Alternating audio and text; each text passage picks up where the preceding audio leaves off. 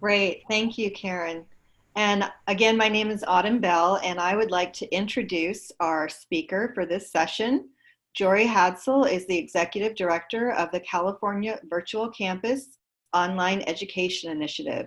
He's going to be talking to you today about new and exciting ways that the CVC-OEI is supporting innovation in online learning and student success.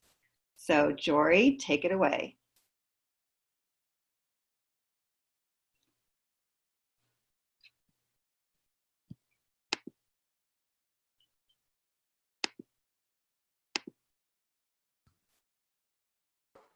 There we go. They had to unmute me, so otherwise you would have just seen lips moving around. Hi, everybody. It's so great to be here with you today at Can Innovate, and looking at the participant list. So many folks I've seen in person, but many of you I may have met virtually, or maybe haven't had the chance to do so yet. So thank you for joining us. I'm going to start my screen share here, and we'll get started with the presentation.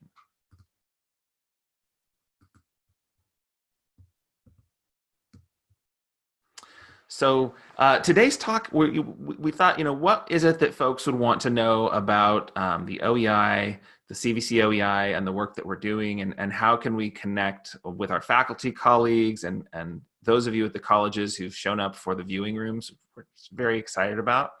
And we've focused today largely around Canvas. So all the other sessions, you're learning a lot about Canvas. But I wanted to talk a little bit today about some of the things that connect to Canvas and connect to the work that you're all doing around course quality and around serving students most effectively. So we'll launch forward with that, and thank you for taking the time to be here today. First, a little bit about our name. I always like to say, they add more letters to our name every year, it seems like, but I like to just share a little bit about that to help frame our conversation.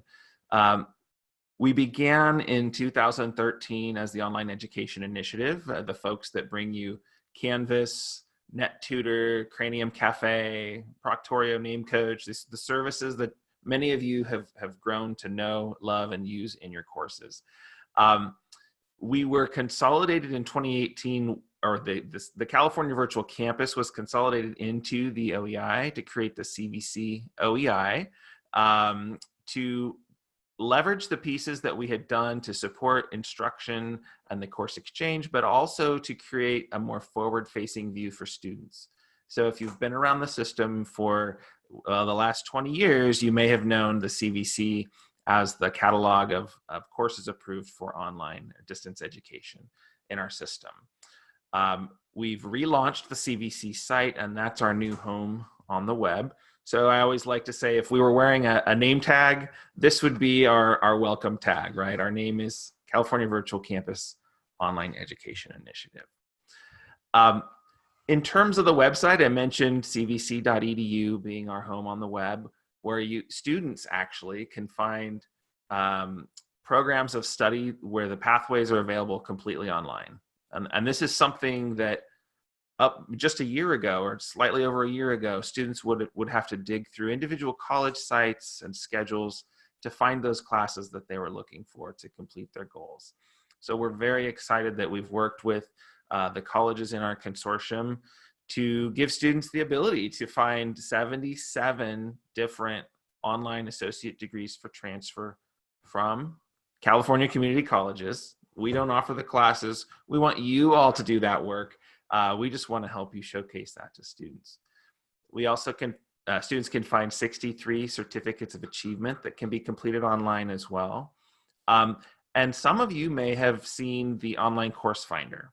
And it's the first thing that comes up right in the middle of that page. And it's really a search tool to help students find a seat that's available in an online class that they maybe can't get at their home institution. So I'll talk a little bit about those pieces today, share what we're doing around automation of that cross-enrollment for the exchange as well. But just again, want to reinforce the collaborative nature of what it is that we do, and how we really, our number one goal is to help students complete in classes that are fully resourced, That includes students being ready to learn and faculty having access to professional development to help you help your students as well. So in a nutshell, we're about access to high quality online classes for students regardless of where they live. You know, we don't want students' zip code to dictate whether it's access to individual classes online or to dictate programs that they can complete. And we are a big state. We're the largest system of higher education in the world, in the California community colleges. So our goal is to help, you know, create comparable experiences between colleges so that students who may get stuck schedule-wise have options and have the best online experience that they can have. So one of the things we've talked about since the beginning of the initiative, and we've gone through a couple of different phases with the exchange, is this idea of students being able to use a course exchange to be able to take classes between colleges, sort of what I've just been describing. And with the addition of the CVC into the OEI project this last year, we've redefined the umbrella of the exchange, if you will. So I like this graphic because it really helps, you know, demonstrate some of the options that students have through the exchange. And, you know, CVC, or the California Virtual Campus, this is not Calbright, this is not the online college. These are the programs that your colleges are offering, and we're helping to surface those to students. So through the exchange, a student can search for that online course, find the degree or certificate that they need access to locally. And also, we've begun launching the cross-enrollment product. So these are the ways that our forward-facing California Virtual Campus exchange services can benefit students. Just a little bit of information here also about the impact that we've had, not just the initiative team, but the colleges, individual faculty who are referring students maybe to online tutoring, or counselors who are leveraging our online counseling platforms, or any of these other tools. We're seeing such a wonderful collaboration across our system. And much of this has really come through the early work we did around choosing a common platform, right? The Canvas platform that was selected nearly unanimously by faculty, students, IT administrators, and other stakeholders at the campuses. And I'm very proud of the fact that we've been able to build on that collaboration around a common LMS, or course management system, to create some additional opportunities for colleges and for students. So you can see here, I won't walk through all of these numbers individually, but you know, over 6,000 applications completed last year using the online course finder, and that continues to trend upward as students become available or become informed about the availability of that. Just looking at Canvas alone, I love these numbers. You know, the over 1 million active Canvas users each month. That's a monthly average number. Those aren't just dormant accounts. Those are people, faculty and students, actively in there, accessing course content and engaging. That's over 63,000 online sections for students. So we're just amazed at what all of you are doing to leverage this incredible platform and this partnership that we have with Canvas to benefit our students. Online tutoring has really been taking off as well over the last two years or so. Took a while for some folks to become aware of it, to become comfortable with it, but we continue to get good reviews from students in terms of their satisfaction with the tutoring support. And many of you have embraced online proctoring through Proctorio. So we see good results there. And it wouldn't be fair of me not to mention also some of the other components around online readiness and the work we're doing to help students to have the dignity of their classmates and their instructor being able to understand how to pronounce their name and what gender pronoun they prefer to be used. So Name Coach has been an additional add to our ecosystem of support, and we're very proud of the fact that we're helping students have a more welcoming and equitable learning environment. So I won't belabor these points, but just to give you a sense of where our focus is this year, our number one priority for the system is scaling out the cross-enrollment product. We've had great results with the Finish Faster Online Course Finder, and then cross-enrollment is going a step further where a student can actually search through that inventory, click a button to enroll, and have many of those barriers of enrolling at a separate college brought down so that they don't block the student, and also helping that student find their course in the Canvas environment from their home college. And I'll talk a little bit more about that. We're also working with those colleges in our consortium. Right now we have 57 colleges, so half the system roughly that has signed the consortium agreement, has begun implementing those tools and services that you saw on the last slide. And we just want to make sure everyone is going as deep with those as they can, and really leveraging this opportunity that we have as a system to be able to provide these resources to our students. And then we're also looking at the composition of that ecosystem. We're doing some research to help understand beyond the large numbers, digging in, a little bit deeper on some of the data to understand what the impact of the individual services in that ecosystem are, so that we can continue to address the achievement gaps that we know exist between some of our different student populations. So that's a component we're focused on this year. And then last but certainly not least, and certainly not number 5 priority, it's right up there with number 1, number 2, is scaling out our course quality efforts around local peer online course review. And I'll talk a little bit about what some of those are coming up as well. So I wanted to share with you to kind of help frame this around the student experience, because that's so central to how we look at the resources we're providing and the platforms. Recently, I had the opportunity to co-present with a student named Lawrence Sue. Lawrence is the student body president at De Anza College, and he serves as the executive vice president of the statewide student senate. And so we had an opportunity to co-present about the work that the CVC-OEI is doing. And he had some incredible content that he created, and I wanted to share that with you. I'm not plagiarizing, because I actually am going to cite Lawrence, but I wanted to share a couple of the slides that he created with you about what students need online. So one of the kind of summary slides that he created said, students learning online in our system really need options. They need to be able to find specific courses based on their program of study. They want to see quality. It needs to be easy to enroll in those courses once they find them. And I don't know that we talk enough about this one. They want to come back and take some courses after they transfer to a CSU or a UC.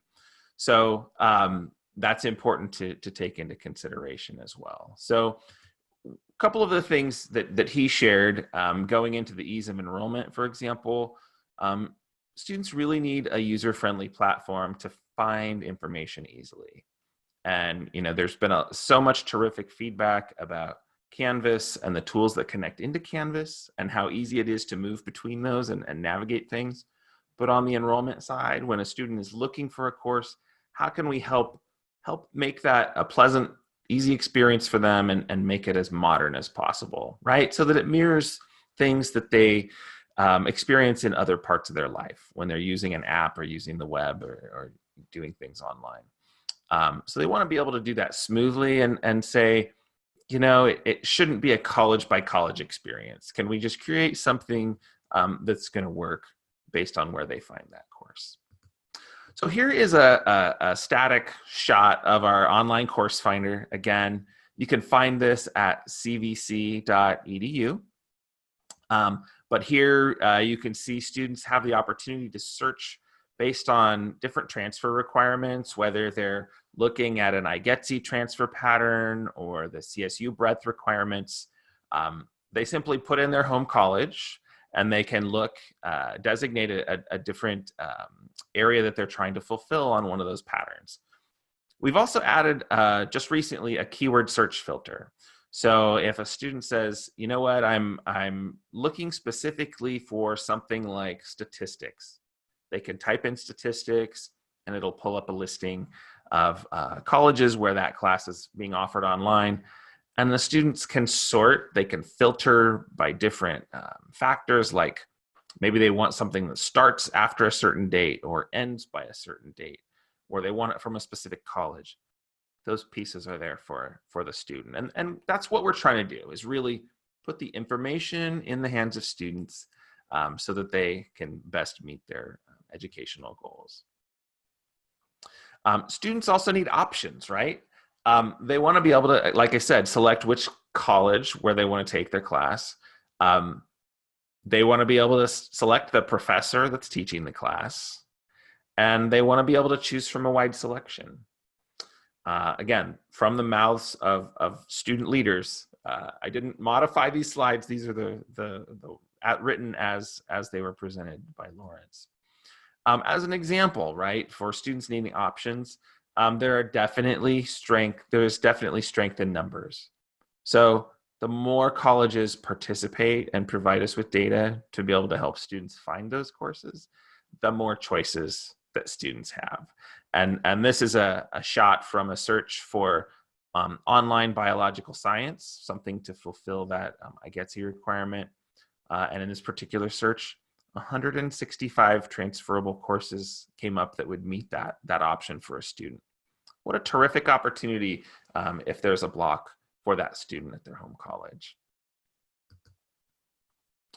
Quality, and this is where local POCR comes in. Being able to align courses to the rubric and ensure that courses are quality reviewed. That's something students want to know. And so one of the pieces that we have implemented in the course finder is, they're not true digital badges. We could call them labels, but labeling for students to be able to look at different attributes of courses that are being taught online. So in this example here, we're seeing an anthropology class from Gavilan College, and it's carrying that quality reviewed badge. That badge, as it stands currently, means that that course and that instructor have completed the Course Design Academy, and that course has been fully aligned to the CVC-OEI course design rubric. Students want to know that, and we want to recognize the work that faculty have done to move through that process and to adapt their courses for the alignment to the rubric. In fact, those courses that have that badge move up in the search results. So they float toward the top of the search results for students when they're looking for courses. Again, just creating opportunities for students to be savvy consumers of, I know we don't like to talk about it that way, but really if they're looking at courses, all things being equal, they may choose to take one with the quality review badge.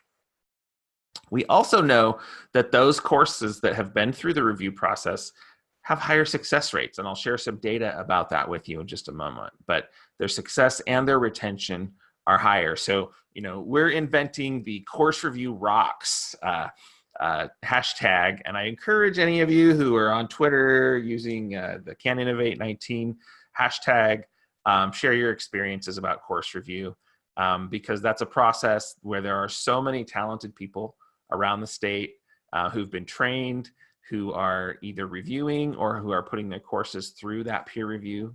And we're just so proud of the work that all of you are doing in that regard.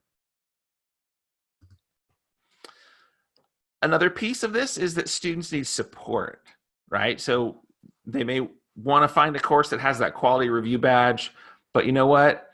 If I'm taking a course where I feel like I might need a little assistance, I may struggle with some of the content, wouldn't it be great to know that that course has online tutoring involved in it? Or if I may need to connect with a counselor, to know that that course has the online counseling opportunity integrated into it. Or student readiness as well. These are additional labels or badges that we're providing to students when they're searching for courses through the online course finder. Again, with the goal of ensuring that students moving between colleges or within a college are having a comparable experience. And one of the things that we've said from the very beginning with the OEI is we want courses to be fully resourced, because fully resourced courses have higher success and higher retention rates. And we now have some data to back that up.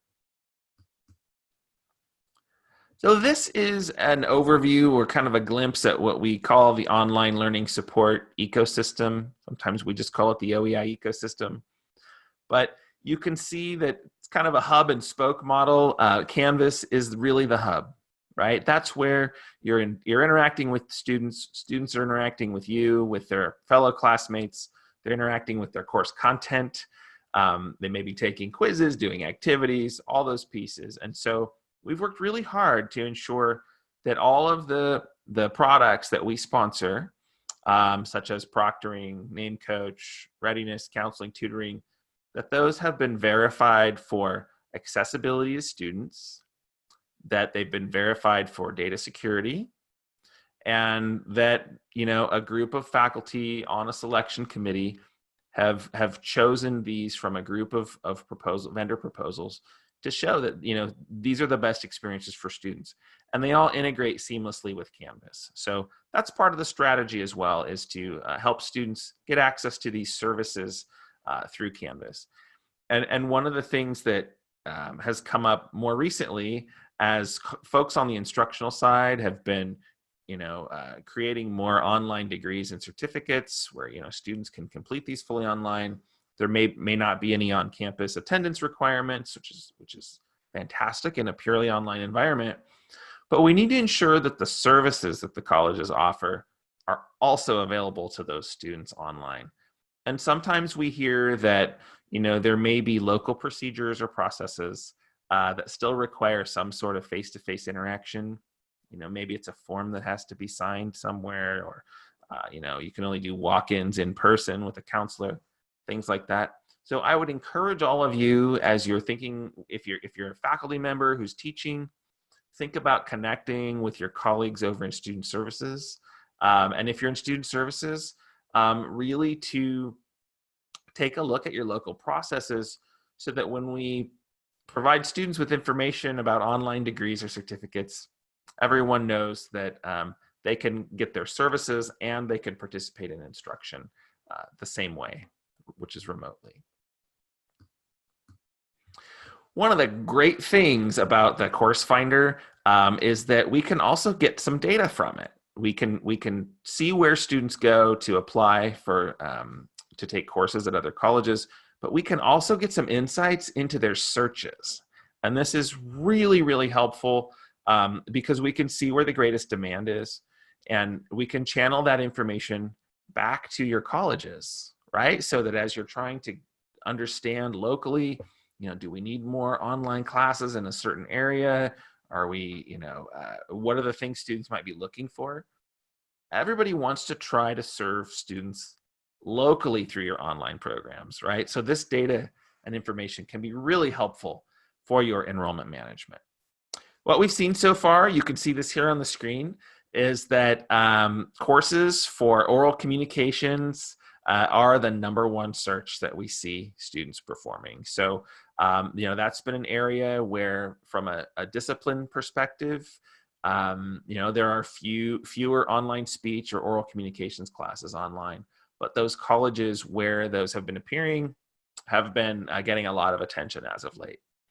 Math, specifically statistics and calculus, are also in high demand online, as is any online science class with a lab.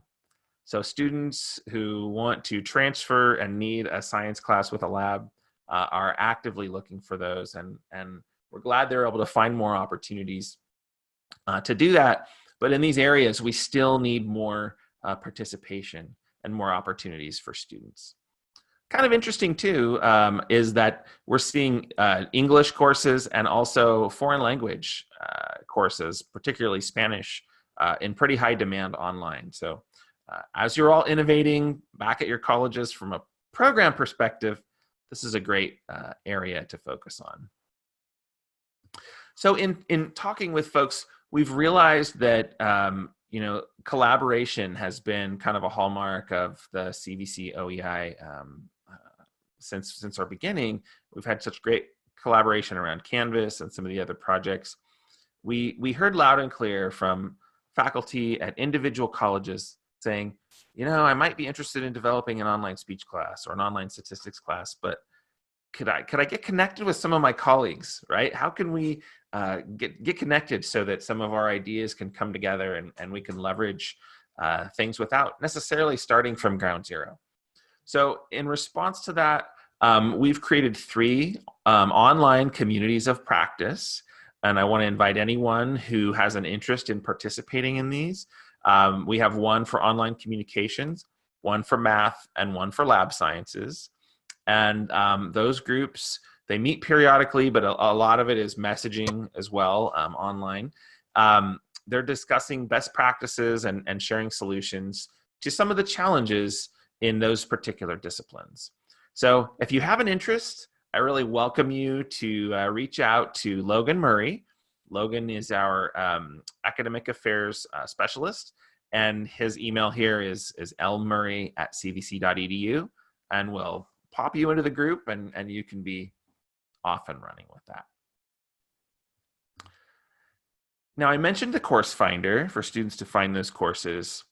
What about the cross-enrollment piece of the exchange, right?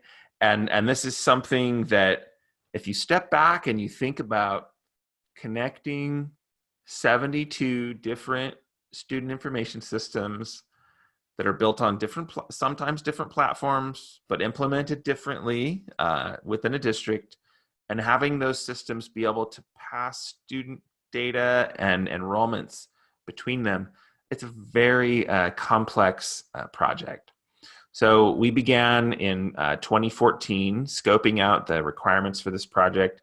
We started with, really there were no commercial solutions that were available out there in the marketplace. So we started creating one, building one, with some help from some counterparts here in the system.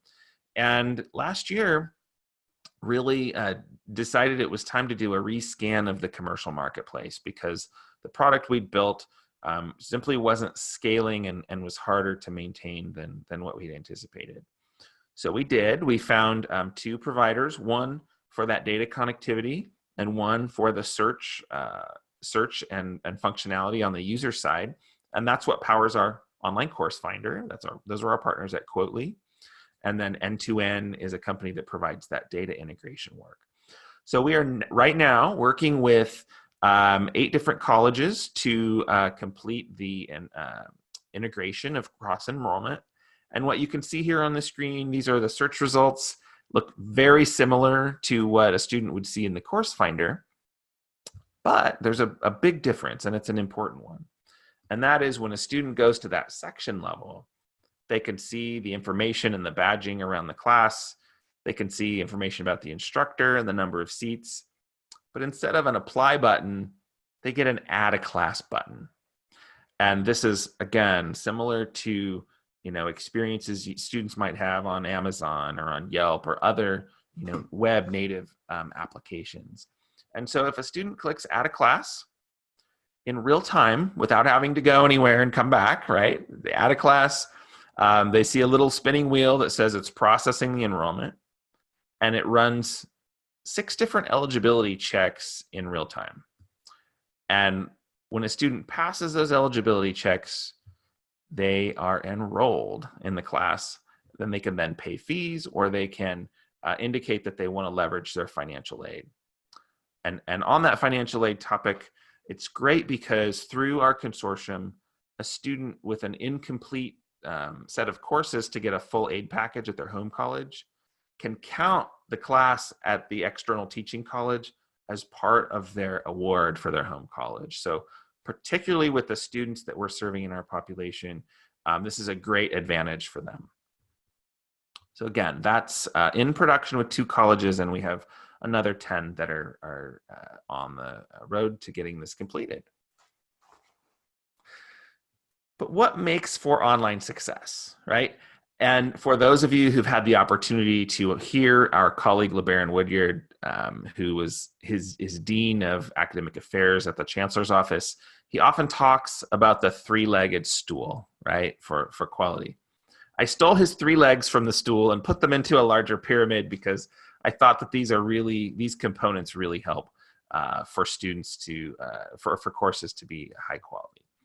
So, the foundational pieces are the prepared student, prepared faculty, the support online, the available classes online, that financial aid piece, so that the undergirding is there for students to be successful. And then we get to the well-designed course with the rubric, the integration into Canvas, and the technology that's friendly for students. And I like to say the pinnacle of that is ensuring the regular effective contact with students. And so you take these pieces together, and that's how we're going to help our students to be successful. That's fantastic, Jory. And speaking of which, there are a couple of questions in the chat. And since we're close to the Q&A time, is it okay if I go ahead and read some of these to you? Sure. So generally, there were a couple of people who posted questions about getting into the consortium. So if their college is interested in joining the consortium, what are the next steps? Can you talk a little bit about that? Around joining the consortium? Yes. Yes. So that is definitely something that we've heard interest about. And we began with 23 colleges originally in 2013-14. We expanded up to 57 this last year. And our plan is to have a two-pronged approach this year. One is to put out an open call for colleges that want to join the consortium. And there's a self-assessment process that goes with that, basically looking at the state of your technology, the programs you offer online, the preparedness of your faculty, and some of the student services components. And, it's important to have that conversation locally because it brings in stakeholders and helps you to kind of assess and helps us to understand what you bring to the consortium, but also what support you might need from the consortium. So we anticipate that call going out in November. In addition to that, there are some places where we're working on implementing the cross-enrollment piece of the exchange. And we have districts that aren't complete, meaning we might have 1 out of 2 colleges or 2 out of 3 colleges in the consortium. So we'll also be reaching out directly to some of those colleges so that we can complete some implementations at a district level. So that's coming up very shortly. And one thing I'd mention for this audience is we want, as part of that self-assessment process for colleges, we do ask that your academic senate indicate that you've discussed it and that the Senate is supportive of moving forward as well. Okay, and one person had a question about courses showing up on CVC-OEI. How do the courses show up? Does the college need to provide those courses to you? And what about non-transfer courses? Yeah, so in terms of getting the data about the courses, there are 2 ways we do that. There's kind of an initial kind of manual way that happens. So we've worked with basically every college at this point to at least provide us with it's a CSV file that contains your course schedule information. And as often as the college will refresh that for us, usually it's daily, sometimes it's a little more often, we feed that into the database and those become available for folks. But the first stage of the technical integration for Course Exchange is to connect to your college's student information system using an API, which basically lets us pull data in real time. So you'll see for several of the colleges that are listed, they'll contain a live seat count, and that seat count updates usually within about a minute of loading that page. And what was the second piece, Autumn? Just about non-transfer courses. Yeah, so for non-transfer courses, that's where right now those show up through the keyword search. So that searches the entire inventory, whereas if you search by IGETC or CSU, it's filtered through Assist, which is the statewide articulation database. Okay, and the other thing I think is it started out as a question, but I think it's morphed into a suggestion about having a badge for courses that have an embedded librarian support, that might be really helpful A badge could be an incentive to librarians, faculty, and students to think outside the box and work more inclusively with librarians. So that's a good suggestion. Yeah, that's a great idea. And another badge we're working on is a zero textbook cost badge as well. But we've had challenges around that not being standardized yet, basically at the colleges. So that's something that we are also actively working on. Okay. And another question, if several courses have all been reviewed and approved by the OEI, how does the sorting, the floating to the top work? Let's say you have several sections of English 1A from the same college that have been reviewed and badged. Is it then alphabetical? It's not, we try not to use alphabetical because of some of the inherent inequity in that. There are a couple of factors that'll influence that, and some of it is depending on what filters a student has selected. There may be differences in start dates. If all things were equal and two courses have the same level of quality review and resources attached to them, I need to come back and get a specific answer for you on that one. But what we really make an effort to do is to make sure that course quality review is recognized as most important, and then the additional resources on that. The other thing is that students always see their home college results first. So in case they missed the course when they were signing up, or it was added after they did their initial registration, we think it's best if you can to keep students at their home college. But if those courses aren't available, then we go to that external sort. Okay. And another suggestion from Sue Harlan, any thought to including student reviews and number of students who have taken a particular course in that information? Students use those types of ratings to validate their decisions. They do, don't they? Kind of interesting territory for us to wade into. We're not there. We're really focused right now on scaling out across the system. And so, that could come down the road, but we would want to have a lot more conversations before we went there. And then on the CVC webpage, this is from Mary Clark Miller, it lists online certificate and online transfer degrees. Will it also eventually include local CE degrees? So local degrees are a little bit more challenging sometimes because of the way courses are applied locally to your local degree pattern. So right now we're really focused on ADTs and focused on certificates. But once we have an even more robust set of those, we may start looking into local degrees. But that'd be a down the road. Okay. And then this question I can answer if you'd like me to, Jory. If we don't have the resources for Section D of the rubric, which for those of you who don't know is the accessibility section, and we're not part of the consortium, are there any resources from CVC-OEI to assist with reviewing that section?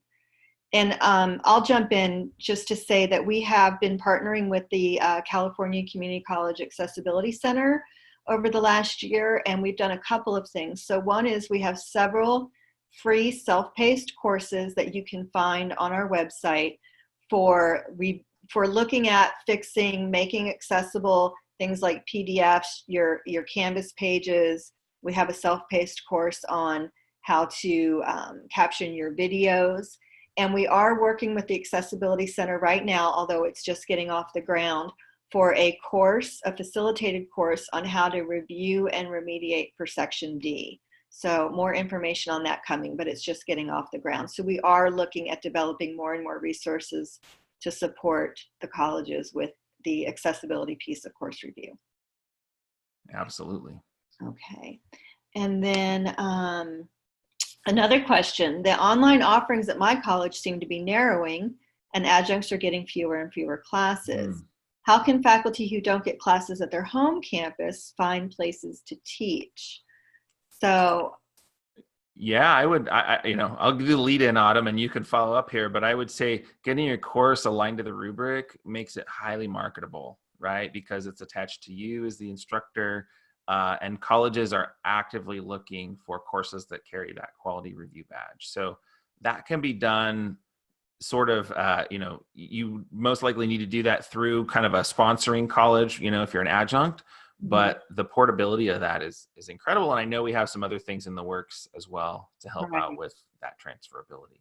Yeah, one of the projects that we'll be working on in the spring is working with the CCC registry to refine the profile that you can create in CC registry, as well as the search function that administrators can use, so that both your profile and the search function can include things like having a rubric aligned course, having the @ONE certificate for online teaching and design, so that especially adjuncts can promote those qualifications, and administrators who are searching for those things in hires can do the search.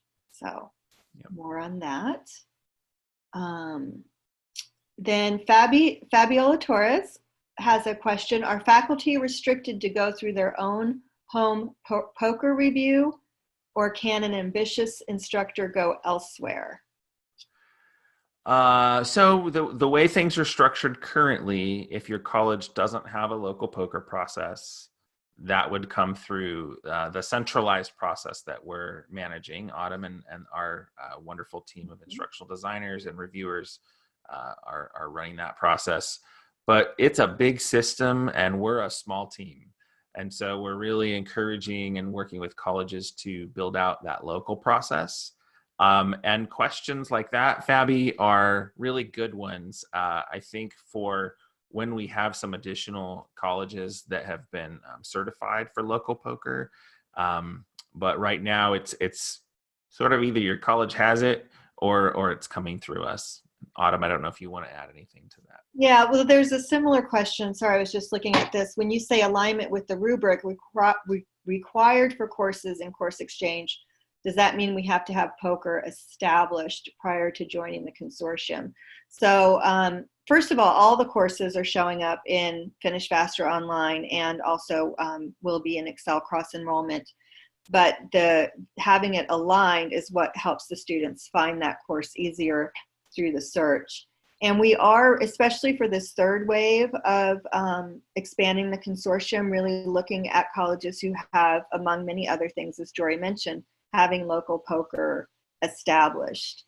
So it would be to your advantage. And if you go to onlinenetworkofelducators.org, and maybe Karen can put that in the chat, onlinenetworkofelducators.org, you'll see on our menu bar Course Design Academy, and that includes information about our process, which Jory described, but also has information there about how to start a local POCR process at your own campus. And while Autumn's looking at the last question, I just have to get this one in here. And this is the impact that all of this work is happening with POCR, the resourcing of classes.